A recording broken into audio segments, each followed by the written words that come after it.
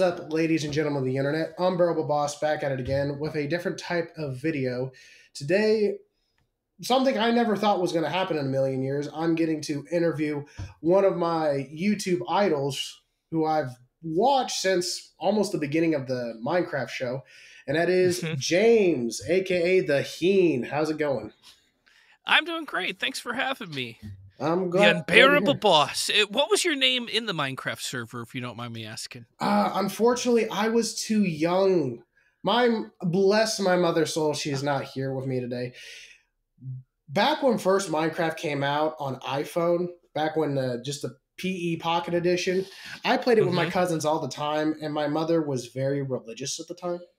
And she found out there were zombies in there, and she immediately said, "Nope, you're not doing it. Just nope."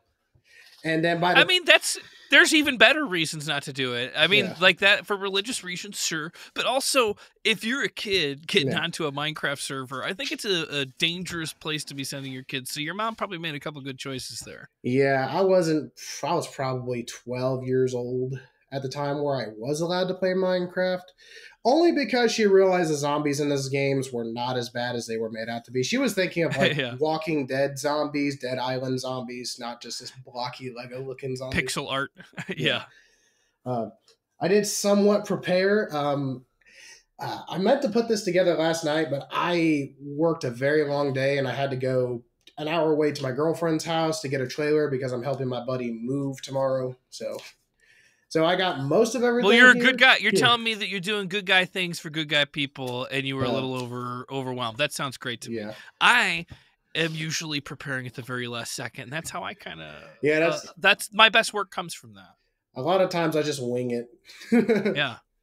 But definitely this is probably going to be what I think is one of the more loaded questions. That is question number one.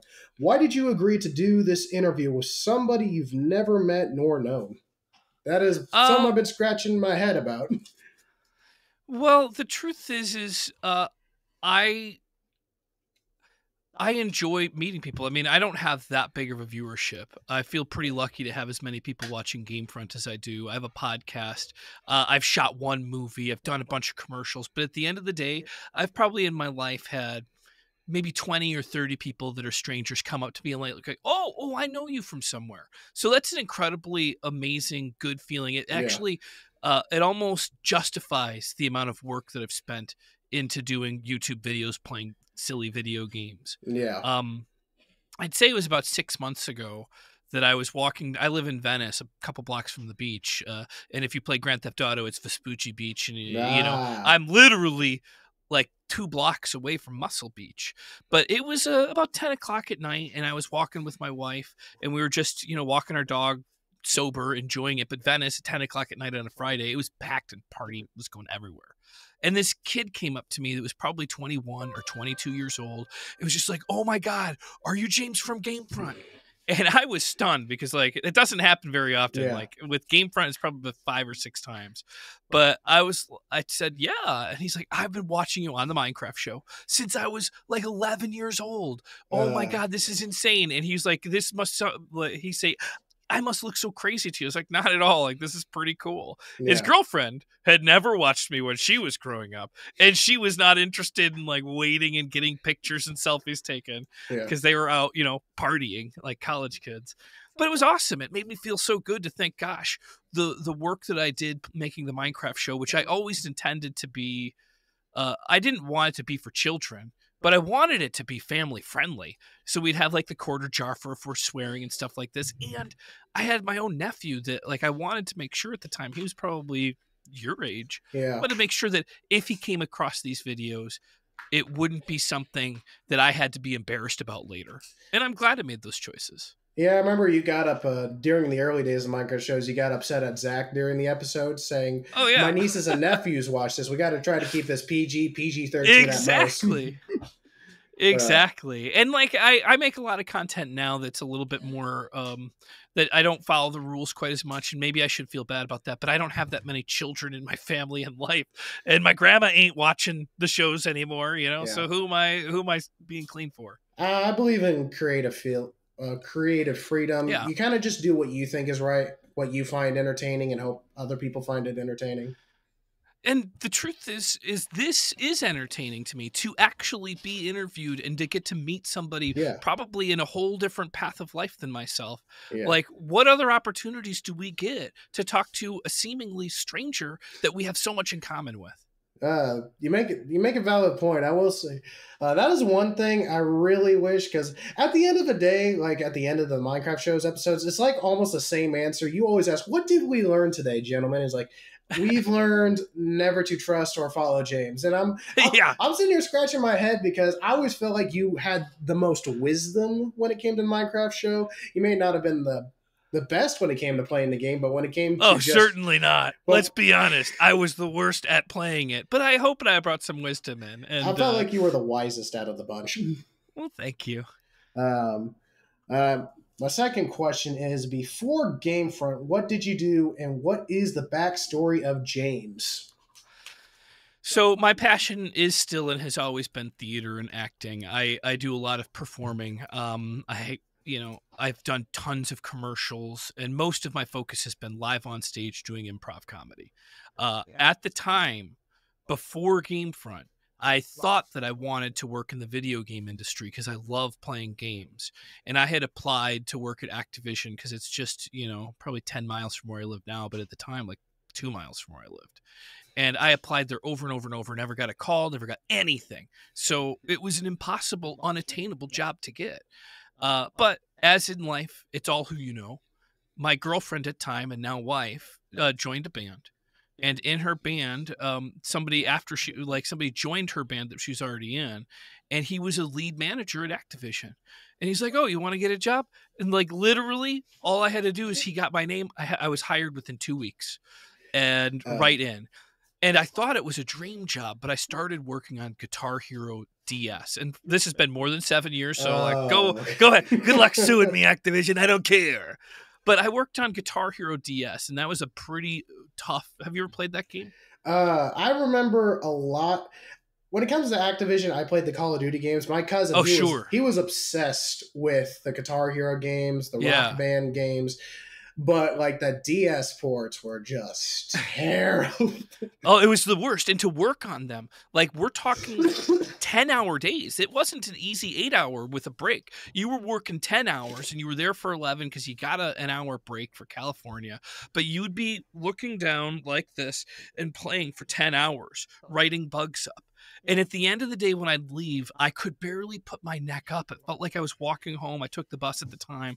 I was like, my neck was arched down looking at my feet and it would stretch till the next day. Finally, I got boosted and I went up to the actual Guitar Hero. I worked on Guitar Hero 4 and I did really good. And it's a hard game because they hire huge groups of people. And then Yeah. once the game's released, they lay everybody off but a small core group. So everybody's so scared of losing their job. And I am not today. And I never was good at video games. But what I was is I was scrappy and I would find up little bugs, and they hated me. The developers hated me. But like the word fire, I would write it up as like, oh, the lyrics have it listed as one syllable, but it should be two, fire. And we'd get into arguments, but nonetheless, I was writing bugs up for a game. So when layoff time came around, they kept me. And they laid off a lot of people, but there would be people working on Call of Duty or any of the other IPs that Activision had. And if they were really good at that job, but they weren't releasing DLC, they wouldn't want to lay those people off. So they bring them into Guitar Hero. And Guitar Hero is such a hard game to test that they needed to be trained. And I was the guy that trained other people to learn how to like QA Guitar Hero. And then eventually they moved Guitar Hero to Quebec. And the whole Guitar Hero in LA got just shut down and they moved it all into Canada. And at that point in time, I went on Blur and I knew the writing was on the wall. I didn't like it, but somebody was hanging a carrot above me for Treyarch. And my big thing was I loved Call of Duty. I just loved it.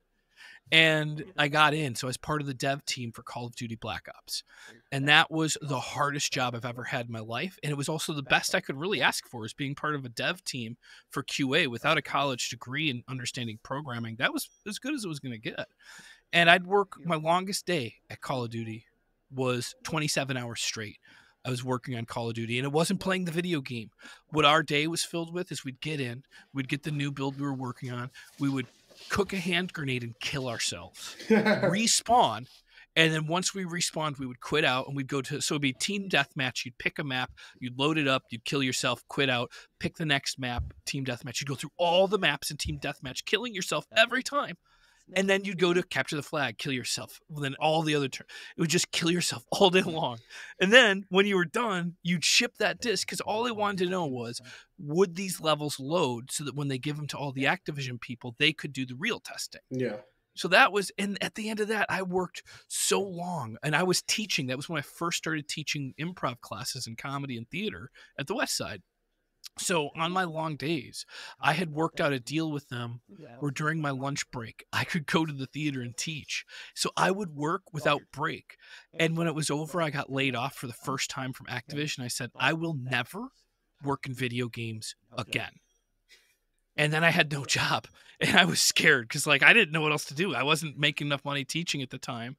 And my wife, girlfriend still at the time, I'm so lucky that she came into my life because she's helped me make some great choices and decisions. But she got an article from, I think it was the newspaper. It might have been, like, online. They're like, oh, they're looking for YouTube, like, tutorial guides for a company called GameFront. And I was like, all right, I'll try it. So I took my cell phone and I recorded myself playing one match, like how to find, do you remember Call of Duty Black Ops? I played Call of Duty Black Ops religiously. So do you know the Thunder Gun? I played Black Ops was good. Black Ops Zombies was a completely different thing. And just when I got the Thunder Gun and then when I power punched the Thunder Gun, oh my God. It was awesome. But I worked on the Black Ops version, so one of the things I had to test was to make sure that the Thunder Gun was in the secret spot that you would find it at the top of, I think it was Kowloon. I don't remember the name, but it was like this rooftop level. You had to get the secret Thunder Gun. So one of the very few things I needed to do was speed run to that every day over and over and over. So when I made the video for GameFront, I made that.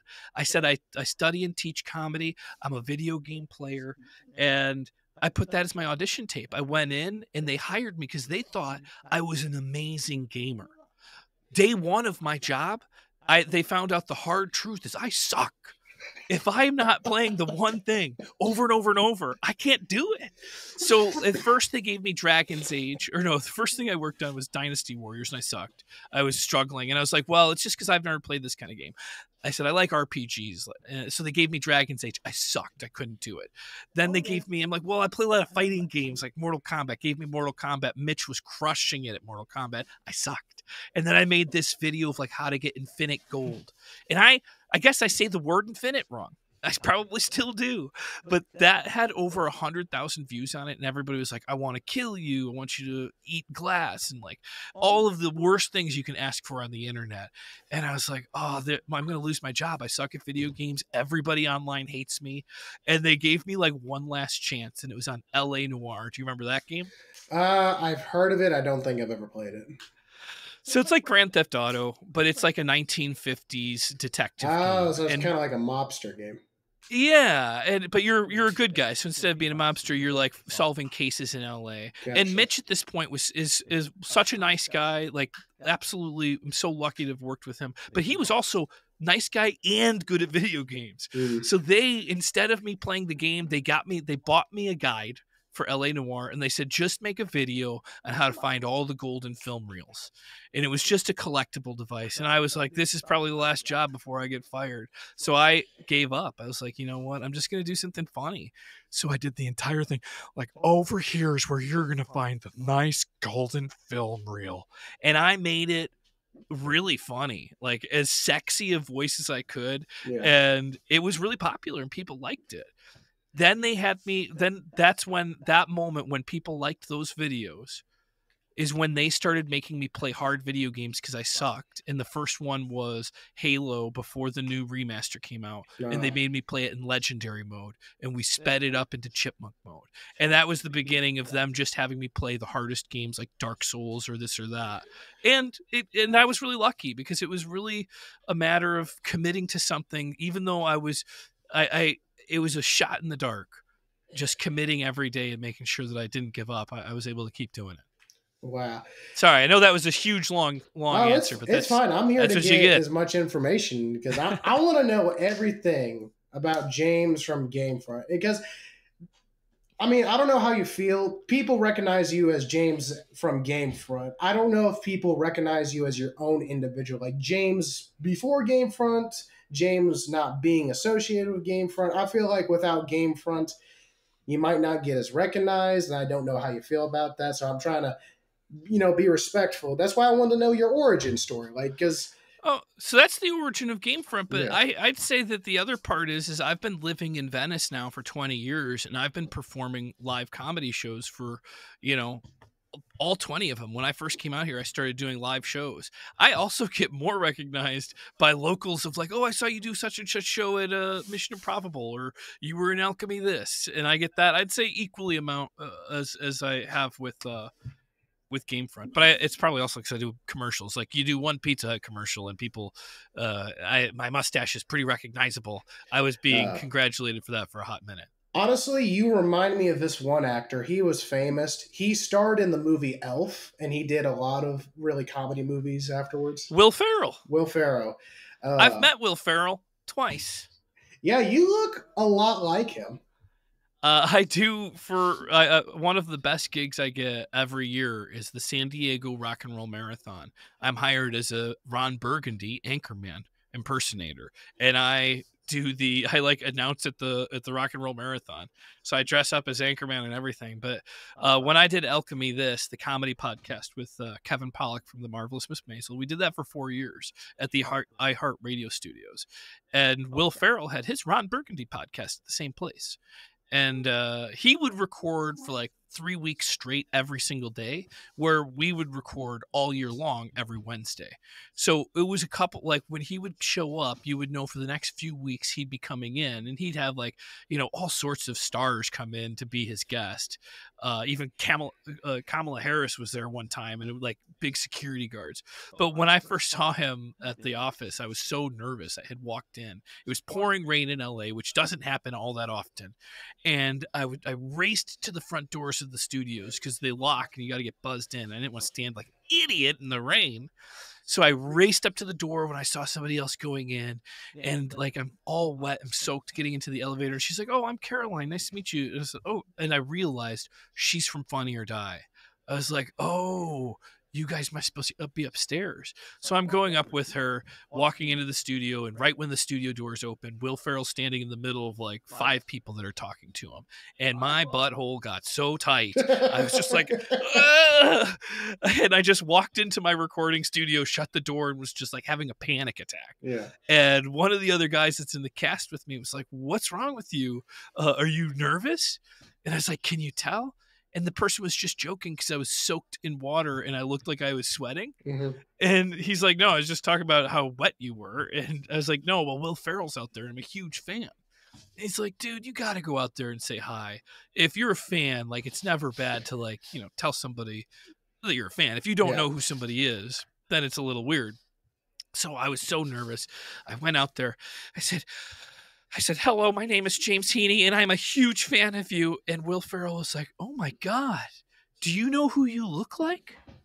And my mind was about to blow. I thought for sure the rooftop of the building was going to be lifted off and we'd be able to hold hands like we were always supposed to. But then he said, "You look like, oh, what's the guy's name from Veep? He's bald. He's from Veep. I'm forgetting his name, I can't think of it. but he's one of the original UCB guys, and he looks like he has the same mustache as I have, but the guy's completely bald. Oh, Matt Walsh. He's like, "You look like you could be Matt Walsh's brother." And I said, "Oh," and it just like stunned me. And I said, or his stepbrother. And then because Will Ferrell was in Step Brothers, and if Will got it, I don't know one way or the other. He was just like, "Maybe," and that was the end of the conversation. And I kicked myself in the ass for saying that. The second time I met him, it was pretty uneventful, and just said hello and didn't get nervous. You got that one time. You get that one time to freak out, and then you got to get over it. I'm gonna be honest. When you actually replied to my message, I was the same way. I was like about to rip the hair out of my skull. I was like, "Oh my gosh, I'm getting to meet one of my idols, the guy who, That's awesome. like, don't get me wrong. When I was little, my mom had an iPod, like the second generation iPod Touch, and whenever we went to the laundromat and we had to do laundry, she gave it to me and she told me to go entertain myself while she folded laundry. And back then they had, it looked like an old school CRT TV from the 1970s, but that was the original YouTube app because Apple and Google had a partnership, which made no sense because Android was around the corner. So I don't know why they did that. And literally, I was just scrolling through it and I was watching some really weird, some messed up videos. It was early YouTube at the time. Anything just kind of go. Wild West of YouTube. But I will never forget the very first episode I saw was episode 23, season 1 of Gamefront. And to this day, I always go back and watch it because Zach thought it'd be a good idea to dress up as Naked Steve and make everyone feel uncomfortable the entire episode. And it did. I remember that. I don't remember many episodes, but Naked Steve is not appropriate. And I remember Mitch was just egging it on, and you honestly looked like it's like, kill me, I don't want to be here today. It was always fun and in good spirit. I'm still friends with Zach. He still makes me nervous anytime, even out in public with Zach. You're always wondering if he's gonna do something dangerous that's gonna cause a ruckus. Yeah, I like to make everybody around me feel good and easygoing, and he likes to ruffle feathers, and that's it's exciting. That's why I like keeping him around. You know. Yeah, I'm the same way. We come from different walks of life. Like me personally, I'm in oil and natural gas. I work for Oklahoma Oil and Natural Gas. Right now I'm working 12 to 15-hour days regularly. So. It's hard to complain about working at Treyarch for long hours when you're working, like, busting your ass for 15. Like, any of the hours I worked on video games, I was not physically like breaking a sweat. I was mentally wanting to stab my eyeballs out, but it's a very different thing. I feel like you got it on the worst end though, because if you would have seen what happened to Activision and all the allegations and all the terrible unfinished I was there during that stuff. I would have been like, I never worked for them. What's an Activision? Exactly. It's like, what's an Activision? But yeah, it's just my dream is to be a YouTuber because I like making videos. I have the passion for it. I really do wish I had more time to do it, but I gotta provide for my girlfriend, support my household, and that's what pays the bills. So it's I'm only one of the few things I'm good at. Just probably the longest day though was 21 hours. Wow, that was miserable. There like an event that had happened, or was it like was there like some sort of storm, or like what makes a 21 hour day for you? Well, when the rig crew decides to mess up and grab the wrong tongs. And it's basically this giant claw kind of deal, just giant grapple that hooks onto the pipe and pulls it out of the hole. They had grabbed the wrong set. And the problem is it was 3 hours away, so we had to wait for 3 hours for them to go get it and 3 hours to come back. And we were working on a disposal well, turning it from 3-inch pipe to 4-inch pipe so they could dispose more salt water. And dear Lord, that was just a long day. That would drive me crazy. Yeah, just slinging iron. But at the end of the day, did you ever get to play the claw game with the big tongs? No. Or was that somebody else's job? That was, they worked for the rig crew I was a roustabout. We build these devices called tank batteries, and it's where all the oil and the gas is stored and sold. So basically oil field construction. And my girlfriend absolutely hates my line of work. She's honestly afraid because she's lost family in this industry. And I've Really? Is it because of like explosions and stuff? Well, it's one of the more dangerous jobs in the country. I found out the hard way. I've almost died last year of a crane accident. I got caught on fire last December.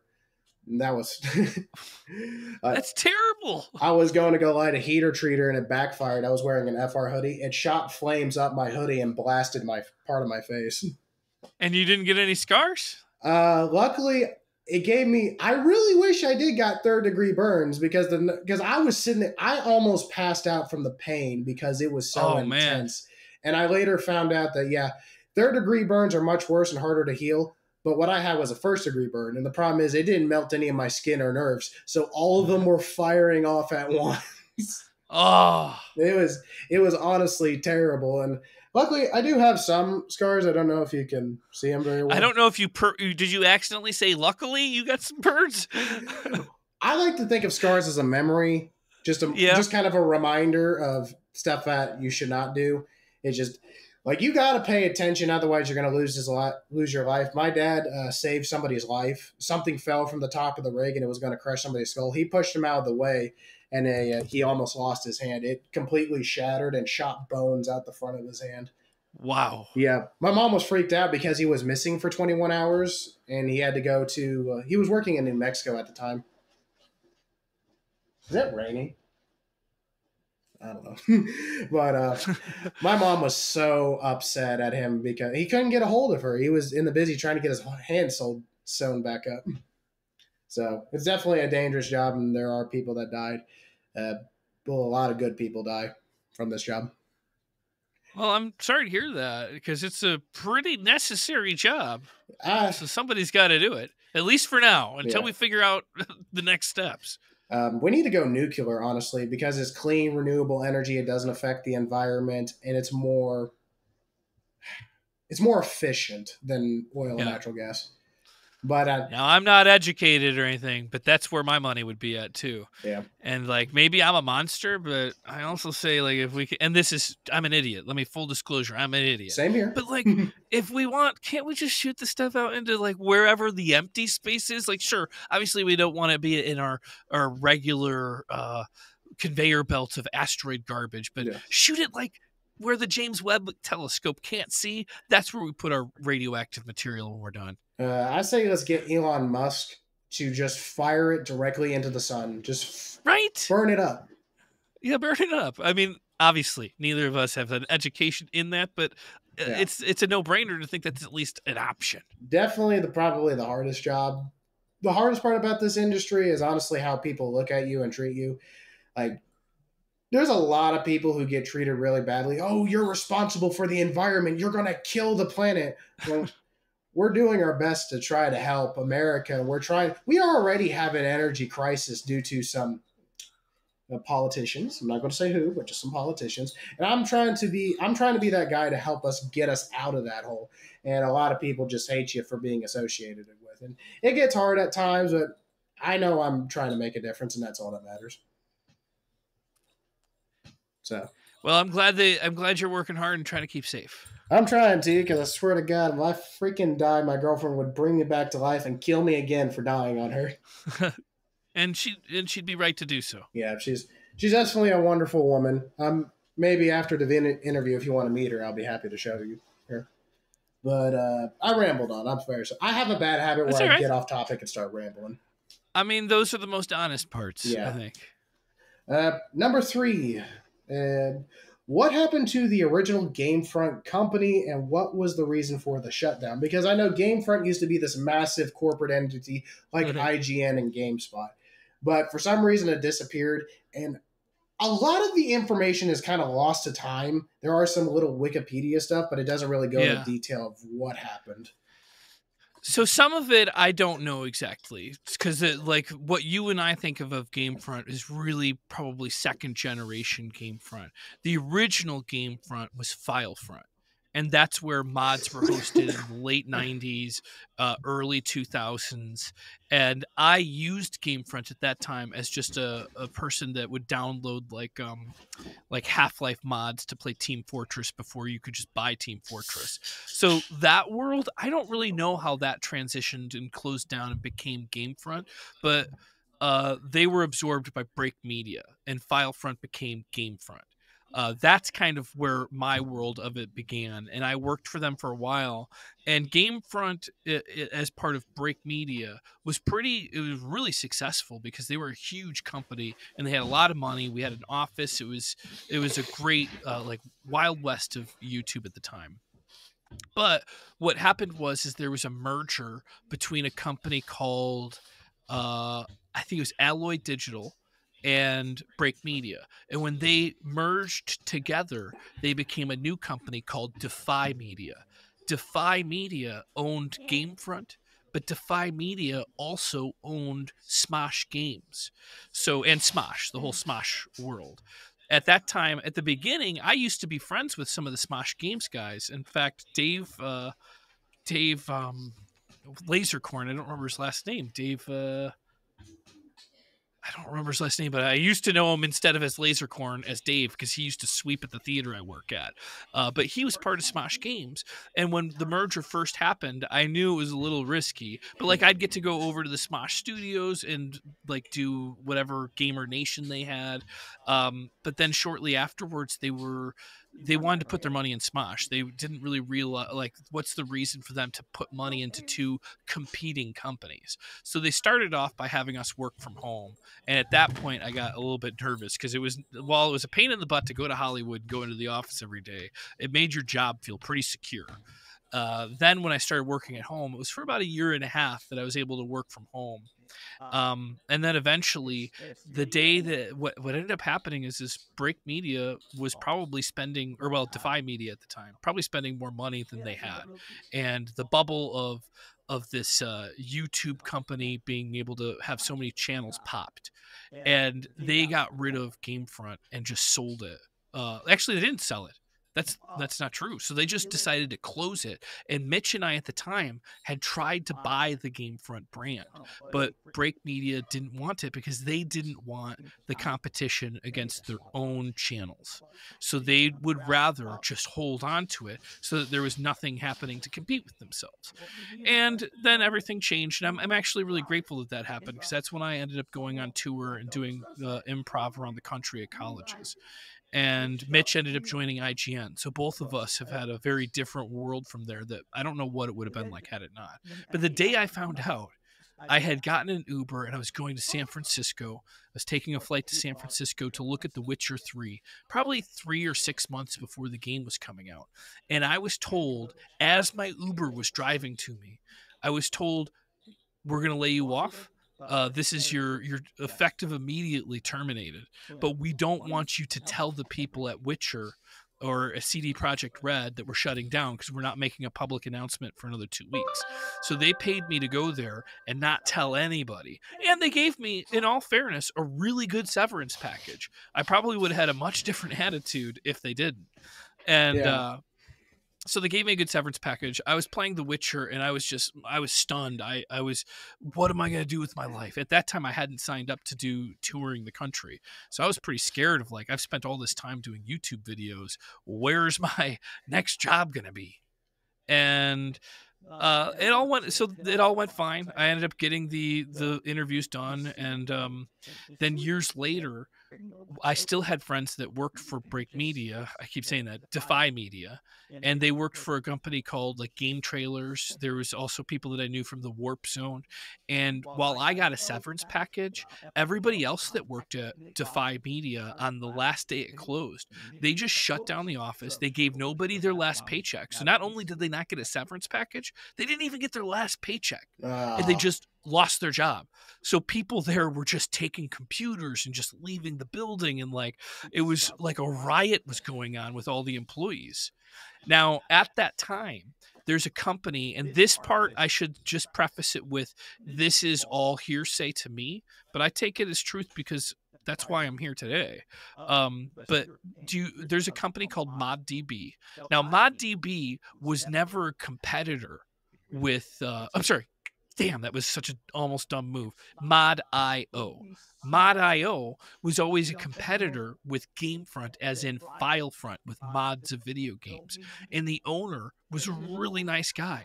And when he saw that Gamefront was being fire sold by Defy Media, he bought it. And then after that, he gave it to Danny King and myself.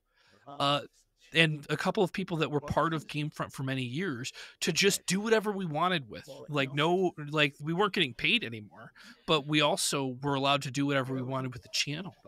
And that went on for a couple of years.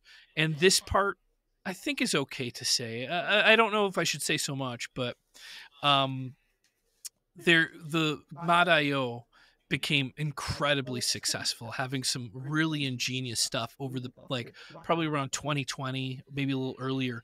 They're the first people that have mods on consoles. So if you play a game like Skate XL, or if you play a game like ice truckers, I think it's what it's called. I'm not an expert on these things, but when you're on a console, you can download mods that people make and play it on your console game. Well, that's incredible. That's something that was never possible before. And they became so popular that they were getting like people trying to hack them, and they were needing a lot of cyber protection. And it became that while Gamefront wasn't costing them any money, it was creating a threat for them. So they needed to cut ties with Gamefront. And I don't think I'd get in trouble because this is all in good spirit. But what ended up happening was they wanted to just shut down Gamefront in the same way that Break Media did, so it wasn't a competitor, but more for protection of like nobody being able to like cyber attack Mod.io. But the guy who had bought us, that was the president of the company, was like, no, I'm not letting that happen. Let me sell it to them and they're going to take it. And he put his own name on the line. And now we have complete ownership of it. It's not generating a bunch of money by any means, but there's no longer any corporate person at the head of it telling us what we can or cannot do, and that feels pretty good. So that's how Gamefront came back. I think 2018 is when it was purchased by the guy that owns Mod.io, and then in 2020ish sometime is when we got ownership of it back. Well, that actually answered a lot of questions, because definitely wanted to know who owned the rights to the Gamefront and the Gamefront channels. Definitely, because Yeah. wasn't there 3 Gamefront channels at one point? There's obviously Gamefront, then there's Gamefront Walkthrough, and then there was another channel that posted like live streams. Gamefront VODs, yeah. So all that was inspired from when we were at the office still at break, because we were getting they were trying to make it, they're maximizing what we were having. So the regular Gamefront was supposed to turn into only having like 5-minute videos and having like little tiny comedy things, and then the like longer content, and like Minecraft show would have been on that, but longer content of me playing like any old video game that I play during the day would be on the Gamefront Walkthroughs channel, so that we could put out a bunch of content, but not necessarily flood our channel for the core users that just want, tips or jokes or this or that. And then videos on demand was because the walkthroughs and the live streams were a very different kind of curated content. So it was just us splitting it so that it wasn't flooding people's emails with the pings of being like, Gamefront's got another video. Gamefront's got another video. Yeah, it does make sense. I mean, I thought about going down that road, but to me, do I want multiple channels that I'm in charge of, having to run, having to manage, or do I just want one channel that does it all? And I'm kind of like one channel that does it all. I post my live streams when I come here, post my shorts when I can, I post my long-term videos. I got good friends that help me. Probably my closest friend, Devin. He's really excited that I got this interview, but God, there are some times where I just wanted to strangle his throat, because I had put a poll up there with 4 different games, because this was after. Do you know DK Oldies by chance? No. Well, it's this game company that sells refurbished game consoles for a premium price. Everyone was doing videos. Everyone was talking about it. So I was like, you know what? This might be a good way to get some views and to get the word talking. Plus, there were rumors that Microsoft was going to shut down the Xbox 360 store at the time. So I was like, you know what? I'm going to buy an old Xbox 360 Elite, find out if it's actually refurbished. Then I'm going to do a buying guide of showing people you can still get a great gaming experience with older game consoles, and then giving my opinions about Microsoft shutting down the store. So that's what I did. And around that time, I did a buying video, and one of those games was Dark Souls. I've never played Dark Souls, and I kind of wanted to get into it because Elder Ring had gotten really popular at the time, and it all came back to the original Dark Souls games. They were inspired from the Dark Souls games. So I put that in a poll. I swear to God, I'm glad my buddy wasn't there. I would have probably kicked him in the nuts after the first episode, because everyone voted for Dark Souls for some reason. And oh my God, I hate Dark Souls so much. Did you ever beat it? No. It's I mean, I felt the same way, and it was basically voted on that because it's so hard and difficult that's why they wanted me to play it, and it became probably the most popular series that I was ever part of on Gamefront. And all the kicking and screaming that I did and frustration, it turns out that it's my favorite game of all time. And I would have never dreamt that. I hated it when I first played it, but never stopping, I ended up falling in love with it. At there's like a video. It was my last video, and then I just stopped playing the game. It's like a 2 or 3 hour long video of me just dying over and Do you over and remember the over. boss? It was the boss. It was like one of the first bosses. You get on this giant stone bridge, and then you turn around and he jumps from a pillar. Oh yeah, the tourist demon. It might not be the tourist demon, but I know what you're talking about. He's got the giant axe. Yeah. He's like a gargoyle made of stone or something. Yeah, Mm-hmm.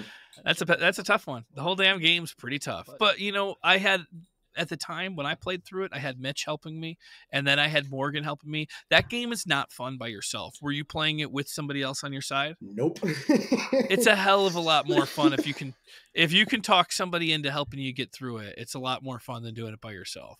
I know one thing. As I think. Oh, my bad. Didn't mean to cut you off. No, I think as any really difficult task, it's always better to bring a friend along. Don't get me wrong, I like a challenge. Like, in general, I like challenging myself every day. I like pushing myself beyond the limits. But Dark Souls is like trying to fight the urge to kill yourself. And then it's just, I called him after I did my first recording, and I was like, I swear to God, you better get Bloodborne, because I knew Bloodborne was inspired from that, but it has a reputation of being the hardest out of any of the Dark Souls. Yeah, I never beat it. I couldn't beat it. I told him. I just gave up though. So Bloodborne's hard. I called him, was like, you have a PS5, you better buy Bloodborne and you better stream that shit. Okay, you have no idea the hell you have put me through, and now I have to record this. I don't have a choice anymore. I was really hoping everybody. There was this one game. What is it? I think it's called Fear. It's like, oh yeah, I played Fear. It's a tactical military game where you're hunting these ordinary things. I really was hoping everybody would voted on that. No, as soon as my buddy got wind of it, he was going to make sure that I had a difficult time. God bless him. Yeah, Fear was a really good game. I don't know how it held up in the test of time, but I really enjoyed that back in the day. The graphics have not aged well, but I feel like the story and the gameplay holds a lot better than even modern games. Let's see. Okay, I'm going to ask 4 and 5 at the same time. Okay. When will the Minecraft show return with you, Mitch, and Zach? And also, what happened to the original Minecraft show server? Because I know there was one server that got released after you guys beat the Ender Dragon. Does that server still exist, and who's in charge of it now? Well, I don't think that the Minecraft show will ever come back with me and Mitch and Zach. I have a hard time picturing that the Minecraft show will ever come back officially. I personally never stopped loving doing it, but each person kind of, like, in my mind, having nothing planned is kind of the joy of it, but in the other people's opinions it felt like it was meandering, or like there was no point. I mean, this interview right now, like, this is something that could totally happen inside of a Minecraft game. So I've always thought that the Minecraft experience was more about just the conversations being had, and that can't happen without, like, the other people in the show. So if they're not enjoying it, it's hard to drag them along. The server, I think if you are interested in it, they took it down because it was just costing money to run the server and keep it live. But I think Danny made like a copy of it, and don't quote me on it. I think there was some efforts that, because there was an old Java version and then there was a Bedrock version, and he basically made one version to, like, preserve it in time, and, like, has it in a zip file. If you reach out to Danny, or if you ping me, I'll ask him if it's available, and you could definitely just open it up and you could turn it into a server yourself, or you can keep it on your own computer. But it's still there, and it's impressive. There's statues of me. There's everything that was ever built is preserved, with exception of when there was griefers and things got lost. So it's basically, but, like, it's all there. Yeah, it's a time capsule, and it's pretty cool. Oh. I go to it every once in a while. I have a copy of it that I saved, but there's, I think, a better copy, because the one that I have is kind of broken. And Danny went through a lot of effort to make sure it was updated and ready for the RTX ray tracing and things. Yeah. So there's a good copy of it out there. I don't know exactly how to get it to you, but I think it's probably on the GameFront site. Yeah, I remember messaging when I saw I saw like one episode of the GameFront returning after these years, and I asked when will the show come back officially, and I was told at the time that we're waiting for everybody to get RTX graphics cards. Yeah. And it is honestly devastating hearing that more than likely the Gamefront Minecraft show is probably never going to come back. I'm guessing Yeah. Mitch and Zach kind of grew out of the game. Yeah. It wouldn't surprise me if there was a time where I could get them to jump in for one episode, but that would be like a pretty like one-time special thing, and it would be pretty special. I think it would be fun. Definitely a good idea to pitch to the boys back at the office. Yeah. Like, if the show is not going to come back and there's no future plans of ever doing it, maybe you should do like a kind of like a final episode, you know, like touring the server, going about all the different projects, showing clips of all the best moments over the years. Kind of like a farewell episode, because like Stampy Longhead, a really popular Minecraft YouTuber, he made a retiring video. He's not going to do Minecraft anymore. So kind of something like that, you know, if it's not going to come back, maybe do like a farewell episode, thanking everybody who enjoyed the show for so long. That's a good idea. Yeah, because it is honestly very sad to hear that it's gone, because I was like, it's going to come back one day. It's just wait patiently. But I understand a lot of people grew out of Minecraft, and it just happens. We get tired of the game and we move on to other games. Yeah, but to me, it was never really about the game. To me, it was about getting together with friends and like trying to find quote unquote adventure. Yeah. But it was just bullshit. It was just us having fun, and it became more of a chore to other people, and to me, like I never noticed that it was becoming a chore. I was enjoying it. Yeah, that's my favorite part about the Minecraft show. Oh, my power doesn't go off. I'm getting a little bit of a surge going on. Like, this storm just came out of nowhere. This is not good. I hope we don't have to end it short. But that was honestly my favorite part about the Minecraft show, is because it was so relatable. It's just a bunch of guys getting together, just doing shit. Okay, that's just like, there's so many people who did very heavily acted Minecraft series. There's so many people who did modded Minecraft series. People did everything with Minecraft, and I always came back to you guys because it was so relatable. It reminded me of the time when me and my cousins, we got together and we played Minecraft and we just bullshitted the entire time. That's why I think the Minecraft show is my favorite Minecraft series on YouTube, is because it's just so damn relatable. No other Minecraft YouTuber is able to do that for me. I think that comes kind of from my improv background of like being honest and being in the moment, and like that's always relatable. Like if you can stay present and be like listening and reacting to your scene partner or the person that you're hanging out with, it becomes a lot more entertaining than having like I don't know, it depends. I mean, I'm not going to take away from anybody that's acting and doing a lot of effort into curated content, but I thought it was really relatable. I think you're right. Yeah, that's definitely one of my favorite parts I enjoyed. Well, just, man, I can't believe it's gone. It's just gone. Oh, I'm sorry. I should have broke it to you easier. I should have told you to sit all the way down, like maybe on the ground. I should have got on my hands and knees and cried out to, why, God, did you forsaken me? We had a deal. Why? But yeah, I completely understand it. It's kind of like, if you kind of look at it like a relationship, unless both parties are putting in effort, then what's the point? Yeah. Yeah, that's absolutely more correct than I could even put it. Because, I mean, it is a relationship, not a relationship maybe like the same one that you have with your girlfriend or my wife and I. But those are relationships that, like, if you do force it and one person's either liking it more, it ends up ruining the whole thing. So you're better off just going your separate ways on it. Yeah.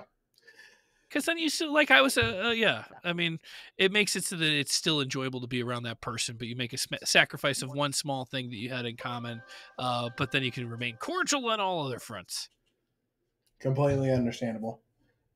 All right, answer that. Yeah, we just answered a lot of questions just already. Cool. Well, I guess you've already explained why it took so long for GameFront to return after it shut down. Because a lot of these videos I can't find, and this is probably a more personal video for you. Not the one I want to talk about now, but the second one. There was a video. I don't know whoever's in charge of the GameFront channel removed it for some reason, but the very last video on the GameFront channel was Mitch. Yes, it was Mitch. He was having a heart to heart talk with the Hmm. audience, saying that Gamefront is gone and what are the next steps, kind of thing. That video is gone. I can't find it anywhere. So I don't know if it I was removed. remember watching that video at the time. I don't know who removed that video in specific. I don't know how long it's been gone. My guess would be that either it was removed by the people that owned Break, or Mitch maybe requested it to be removed since Gamefront was coming back. I highly doubt we would have removed that without him urging us Yeah. to. But it's possible that before, like, they didn't want like an emotional response. I do remember in that moment when I found out, because I went to The Witcher, and at the time that I went up there to do that interview, all of my rights of like access to the channel or emails was all revoked at that time, like instantly, before I even got back from my trip. So he found out, and he was still in LA. I had gone to San Francisco, did that, and I flew straight from San Francisco to Miami, and I had a show, a comedy show in Miami. And when I was doing the comedy show, I remember seeing him post that video up and like giving the heart to heart. And I was just like, oh, I really wish that I had the chance to do that too. But it was only like one extra day, but that's all it takes is like that one day before they shut down like losing your email, losing access to the channel. But it sucked. Like I wanted to be able to say, hey, Yeah. like thank you for all of the years of Gamefront, but that opportunity I did not get because I didn't get back from Miami for like 3 or 4 days after that. Did I know you said you got it? You were one of the lucky ones when they let you go. Is you got a very good servants package? You obviously probably got your last paycheck. Did Mitch and Zach get the same treatment, or did they get the short end of the stick like everyone else? Zach got the shortest end of the stick. Zach ended up when we worked from home. I don't know his exact deal or what happened with him. I know it was certainly not a pleasant experience. But when Mitch and I started working from home, Zach no longer worked at all. So we kept our jobs. Zach left, and I don't know if he got a severance package or not. I never honestly, and if he did tell me, I don't remember. But I know I can only imagine that Mitch either got exactly what I got, or I wouldn't have been offended if he got a little more, because he was a little bit more professional. Like he's got a journalism degree. He was a little different level than I was in that. But I felt like at the time they treated me very fairly, and I think it was pretty shitty what they did with the Gamefront channel after I was fired. But the moment of like giving me severance pay, telling me, hey, like, please just go up there, don't tell anybody about it. There was an NDA, which maybe I violated, but that company is no longer, Yeah, like, company there don't is no exist break. anymore. What are they gonna do? Yeah, good luck. Good luck, people. But yeah, so I felt like they treated me fair, but I felt really bad. I had several friends that still worked for them on various channels, and when they lost their job, it was just before Christmas. Uh, I was never in a position, and I still am not, to like not get the paycheck I'm counting on, and then also not get any paychecks in the future. Like that's a scary thing to happen to you, and that was the bubble popping. Like it all came crashing down because it was financially an unstable company. Yeah. So was Mitch let? Well, no. Was Zach let go, or did he leave voluntarily before shit hit the fan? I honestly don't really know. That's a question that Zach would have to answer. I know that his experience with it was very different from mine and Mitch's, because he left before, like, when the merger happened, there was a lot of like layoffs, and which happens in any company, and that all kind of happened before uh I started working from home. So it was all a bunch of stuff turning over at the same time. I was pretty scared that I was going to lose my job when that merger happened, because I knew right away Smosh Games was huge compared to Gamefront. Gamefront was pretty big, but Smosh Games and Smosh in general was just like times 10, you know. And like there's just not enough room in a company that is spending money and paying employees to have competing companies working against each other. Yeah, it is kind of heartbreaking because I always looked at Gamefront as like an example because I thought over the years the company treated you kind of like rock stars. Like you, Mitch and Zach were the forefront of the channel, and Yeah, to hear that Zach got it really a shitty out, even though he was like one of the main characters of this story. And that's honestly really devastating. And Oh, it really is. I do apologize for that. I really wish the audience had a chance to know about what happened so they could voice their opinions and kind of be there for you guys, because there's a lot of people back in the day, and I'm sure there's a lot of people now that really do care about what happened to you guys, me being one of them. I mean, I can't speak for Zach, but it would not surprise me if you were willing to take a high risk situation. And Zach is a very different kind of guy than me, but I bet you he'd be willing to be unadulterated and completely honest with you if you wanted to interview him. But you'd be bringing in Miley Cyrus saying a wrecking ball like Zach Dantas. Yeah, I did. You know, I did want to make a suggestion, if it was possible to do like a interview with all three of you with my buddy Devin on our podcast channel. I didn't know if that was a possibility because I didn't know how you were going to enjoy this interview, and if you didn't enjoy it or didn't want to pursue another, understandable. I'm not everyone's cup of tea, and I don't pretend to be. So, but definitely some I know he wants to do. I don't think he watched the GameFront channel, but he was very heavily invested in the website. And speaking of the website got shut down at one point. Do you know why that happened? Was that because of the merger? It was because of the merger. It was all that, and then we've been trying to revamp it, and now that it's owned by us, and we don't have anybody over us. The problem is that like I'm not a computer guy. Yeah. Danny and Mikey B, like Mad Mikey B, they are really smart, and like they're also professionals in the field, so they got their day job working for big companies, working and doing good stuff, but they're making that website something that it never was, even when it had a big budget behind it. But it's slow when you're working as a passion project, as I'm sure you can tell. Like you put so much work into survival of your day job that it's like squeezing that last bit of stuff out for your passions. And they're doing that, and I'm really proud of the work they're doing. I wish I had more skill sets in that so I could help them. But the GameFront website, I think in its current state, is better than it was for many years, and it's only getting better. Well, that's good. It's nice to know that it's going to be better than it was back in its glory days. Another thing, this is probably the more personal thing. There was this one video, also lost to time. I don't know if because you requested it to remove, but there was a video flooding around. I don't know if it was on the GameFront channel, but you had want to say mental breakdown, and you kind of stormed out of the office, and you basically said you quit. You wanted to be a dancer and an actor. You never wanted anything to do with games. Like, what happened at the time, and did you return to GameFront shortly after you had that? It is so funny that you bring this up. It's definitely available somewhere on there. I'll have to get Danny to get it for me. It was released on April 1st. It was an April Fool's joke. And it went so well. It went so well. And I am a madman. I had planned that for so long because in it, the mental breakdown, and maybe it's not funny nowadays because of just, how the world is, but we're playing Dark Souls, and Mitch is like telling me to do such and such thing, and I splash him with hot coffee, and Mitch is like, oh, ow. And then like the next day we released the video of me saying I lost my temper and I should quit, and then I do the whole, and there's a slow motion video of me like packing all of my things and leaving. Like it's insane. But the truth was, the real best clue of that whole thing being fake was if you watched the original Dark Souls video, Mitch is wearing a shirt that says Wake and Bake as if he's a stoner.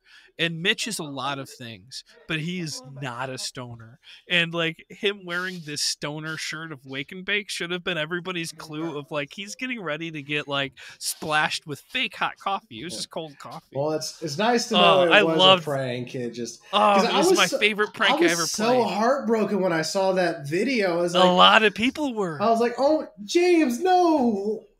It's okay. We all have bad days at the office. Don't do this.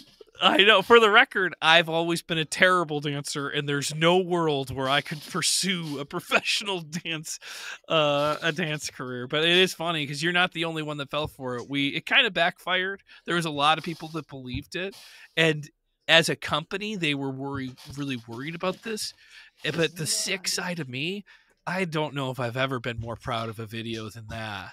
It was like I'm a troll. I guess that's like there's the comedy like archetypes of like, oh, this is the skeptic, or like the archetypes that you'd see in any play.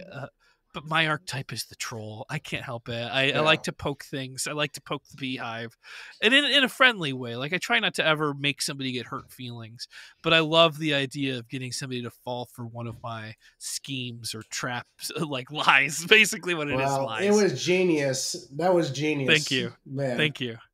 Well, I'm just glad it Uh, wasn't true because Jesus Christ, you convinced me. yeah. I have a podcast, and every year I take April Fools pretty like I like to do at least one thing. So last year on April Fools, the first year of my podcast, I announced at the beginning, I said we were never really doing improv. We were using improv as a tool to create theater. And from now on, we're doing one act plays. And I used an AI generator to write 3 AI generated scripts, and the comedians on the podcast with me were just cold reading, and nobody realized it was a joke. And then this year, instead of using AI generated scripts, I started off because all of my podcasts are started with like a suggestion from a listener of like what to inspire conversation for our improv show. And this time I started off with like, hey guys, your suggestions are awful. Like, if you want me to be able to use your suggestion for improv, then you're going to have to come up with better ideas. So I'm not going to use any suggestion. We're just going to be funny ourselves. And then what I did is instead of AI generated scripts, I had transcribed, I'd gone back through the last like 80 episodes and like transcribed a whole 1 hour show. Turned out I didn't realize that what I thought was going to be an hour, when it was read as a script, it was only 40 minutes long, but I was really proud of it. And this week, because it's the next week after April Fools, I have gotten more emails than I've gotten all year long about people being like, I'm sorry, let me give a suggestion and this and that. I'm like, April Fools. Yeah, April 1st it's not a pleasant day for me. My it's nothing against you, but my mother passed away in 2022 on April 1st. So Oh, yeah. I'm sorry. That really ruins a day for you. Yeah, I was like, man, when she passed away, like literally the next day, not even joking, I was just pissed and trying to hold it together. I was like, God, this is the worst fucking joke ever. Oh man.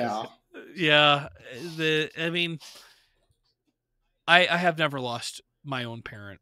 My wife has lost a parent, but it's like it's one of those things that you wish would be a nightmare that you're going to wake up from. I am certain.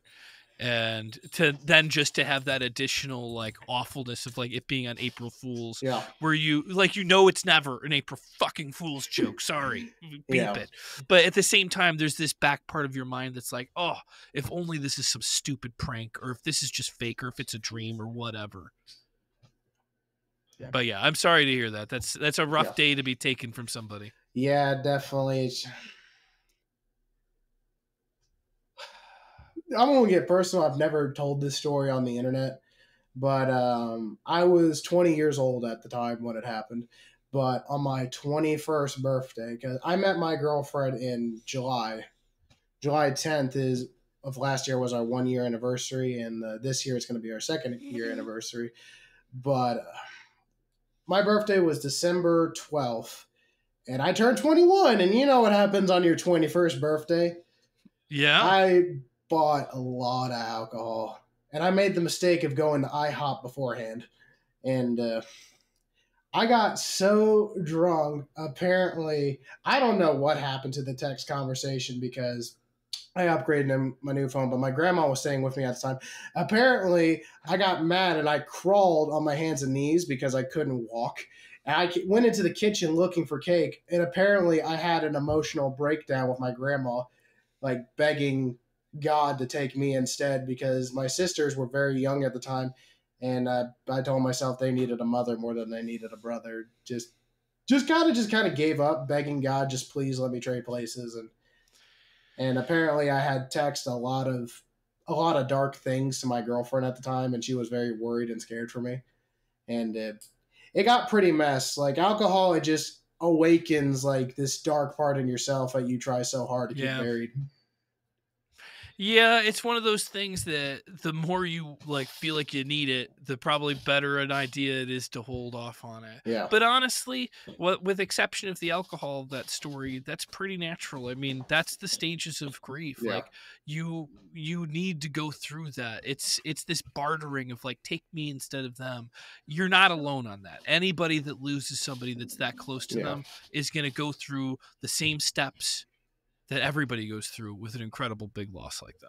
Yeah, it just sucks every year. Just it doesn't get any easier. And I found out the other pumper because I am a pumper in the oil and natural gas industry. That's my, I guess, my job title. He told me he lost his dad, and he's 69 years old. And I was like, "How do you get past that? How do you move on?" And he flat out told me, "He's like, oh no, I'm still not over it. It still messes with me." And I'm just sitting there like, Yeah. "Thanks, it's what I needed." I was hoping you give me some wisdom, some guidance. Is like, no, you're going to be like this for a long time. It gets better every year, but yeah, you're still going to feel the same about it. I'm like, it's not what I needed. uh, yeah, my heart goes out to anybody who had to lost a parent. Yeah. It sucks because like if it wasn't for my girlfriend, I genuinely don't think I would be here because just I was tired of life. I told myself if life was just going to be me sitting, because I had lost so many family members up to this point. I lost all my great grandparents like in years apart leading up to that moment.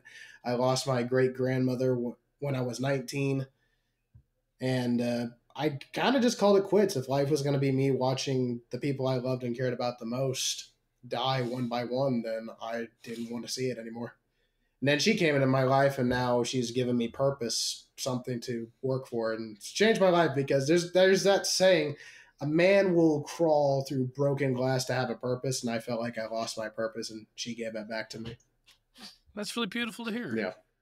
So, uh, ran out of questions. I guess another one is obviously you and Mitch and Zach met at GameFront. Are you guys still good friends to this day?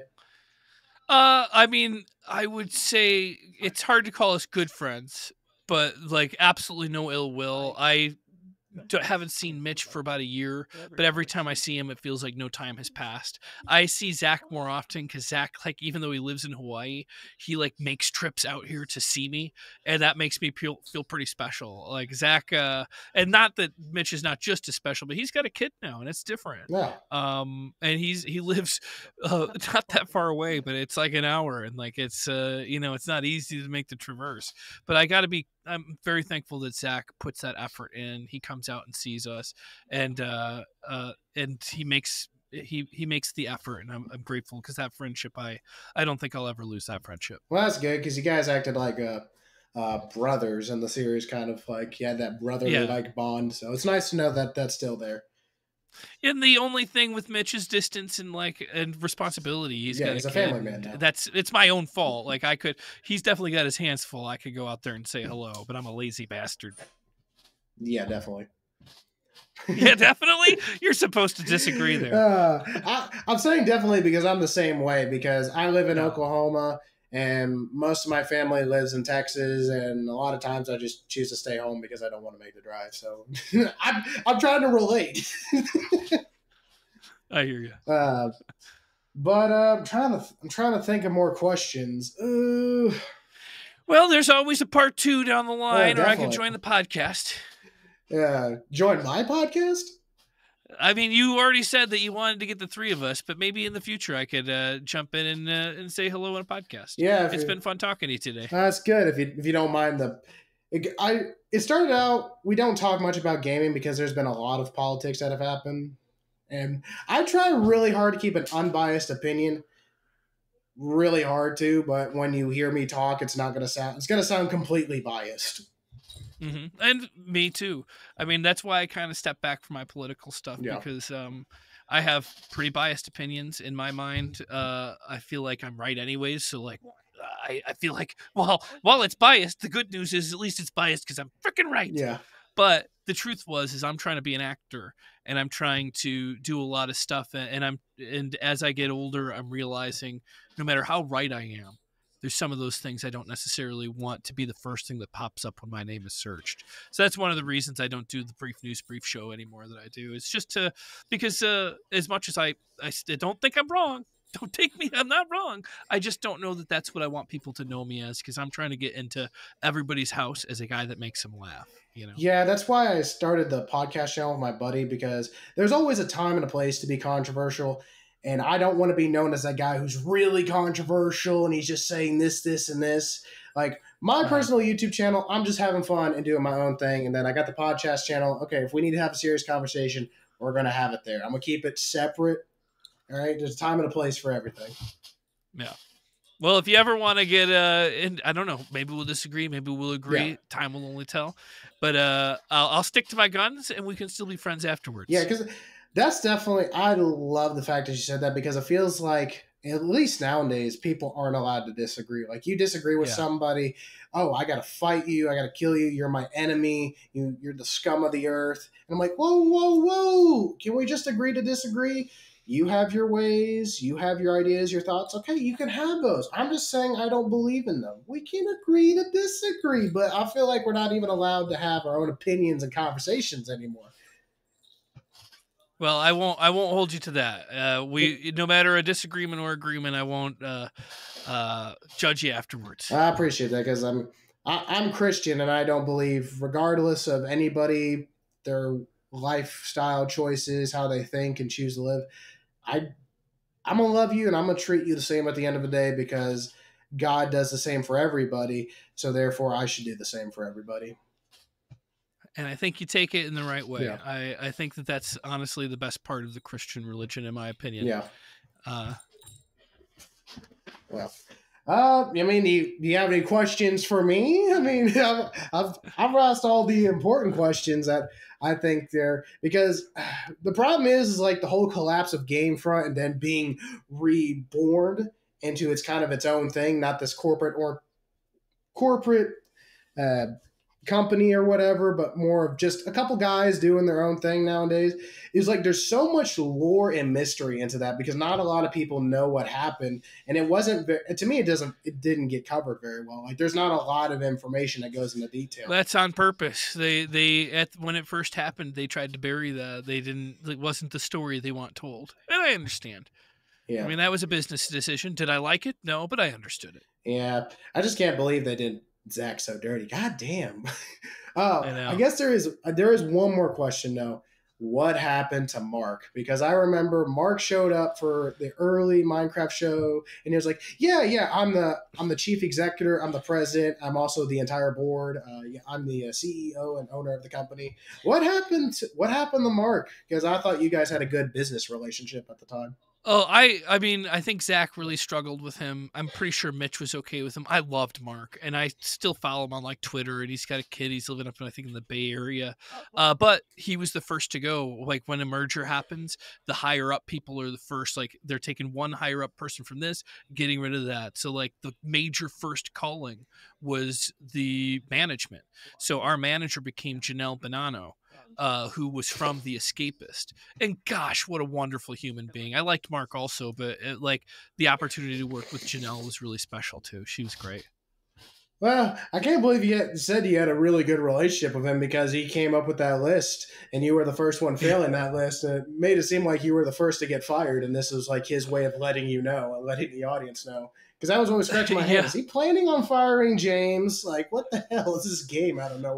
Even if he did, like, Mark was such a nice guy to me. I know Zach had a different experience with him, so I don't want to put words into his mouth, but I know that Mark was a good guy, and he was just working with what he had. He had bosses to answer to also. And, I refuse to believe anything except good things about Mark. I think he was a really nice guy. Well, that's good. I'm glad you had a good work relationship with him.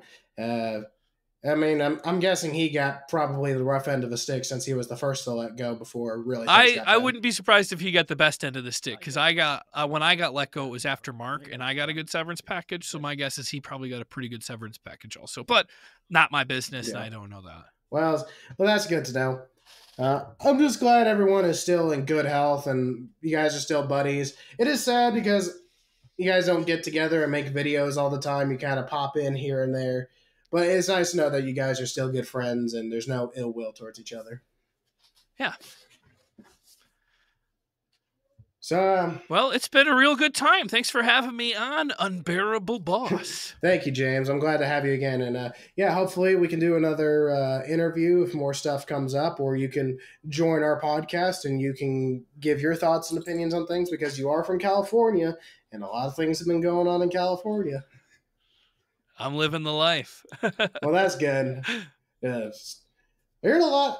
I'm not gonna say anything because I've never been to California, but from at least from what I hear from like news articles and major outlets, like there's been a lot of negative things affecting more of the middle and lower class people of California. So definitely like to get the opinion of somebody who's definitely lived in California for the majority of his life. Well, you'll have to have me on your show. Will do. I'll get it set up. We always do our shows on Sundays because I work every other week. We're trying to do it at least once a week, but right now it's once every other week.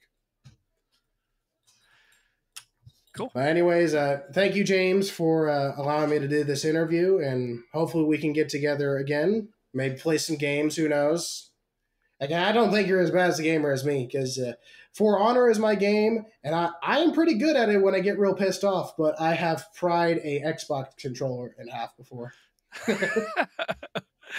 Oh, they don't make them like they used to. You need to get a metal controller. Yeah, I got this Rock Candy controller that's built better than the actual Xbox One controllers, and I pried it in half like it was nothing. And I was pissed because, oh shit, that's my last controller.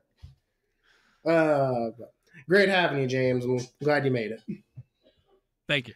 If you guys enjoyed this interview, James, where can people find you? Oh, please go to GameFront on YouTube. So I guess it's YouTube/GameFront. I'd love you to go there. Or if you want to just listen to a podcast, gosh, I'm a really big fan of my podcast, Original Understudies. And if you go to originalunderstudies.com, it's an easy way to find the podcast. Awesome. If you want to text me the links, and I'll make sure it gets in the description of this video whenever it goes up. You got it. All right, guys. I love you all very much, and I will speak to you again soon. Unbearable Boss out.